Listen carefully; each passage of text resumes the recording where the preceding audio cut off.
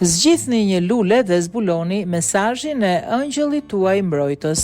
Nëse po jeton një periudhë jo të mirë dhe keni nevojë për disa këshilla, mos u shqetësoni. Ne këtu jemi për këtë qëllim. Zgjidhni një lule dhe gjeni mesazhin tuaj. Lulja numër 1 është koha për të hequr qafë frikën që mund të përjetoni në aspektin e zhvillimit shpirtëror. Kërkojini ndihmë ëngjëllit tuaj mbrojtës, le të vijë tek ju përpara se të shkoni në shtrat dhe ta çoni në klasën shpirtërore ku mund të zhvilloni mprehtësinë dhe vizionin tuaj. Është shumë e rekomandueshme që t'i kushtoni vëmendje shenjave që kanë shumë kuptim për ju, sepse ato transmetohen nga fuqit më të larta. Ishte kërkesa juaj që udhëzuesit dhe ëngjëjt tuaj t'i japin sinjale dhe të sigurojnë burime në mënyrë që të keni mundësinë të zhvilloni me sukses aftësitë tuaja intuitive. Lulja numër 2, një lule bukur dhe ndritshme, e cila ju tregon se jeni shumë të mbi ngarkuar dhe është koha për të shkuar në një fazë relaksimi me shumë gjasa, ngjarjet me energji negative, situatat e çrregullta, vështirësitë që kanë ndodhur në jetën tuaj kanë ardhur në një përfundim logjik. Ëngjëjt e tu janë këtu dhe ata ju informojnë se është koha e duhur që t'i lejoni vetes të relaksoheni dhe të argëtoheni.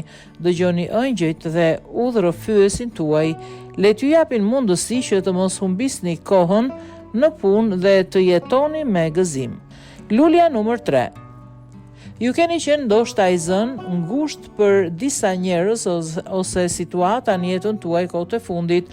Një lule dielli ka për qëllim që t'ju transmetojë se duhet bëni gjithçka që është në dorën tuaj në mënyrë që të vreni pafajësinë dhe të tjerëve dhe të falni sa më shumë që të jetë e mundur. Shanset janë të larta në lidhje me thashëthemet, ato kanë të ngjarë të prekin, edhe nëse në të vërtet janë thashëtheme dhe zëra boshe. Prandaj, para nxjerrjes së konkluzioneve dhe veprimeve në lidhje me personin e përfshirë, sigurohuni që ekzistojnë fakte të vërteta.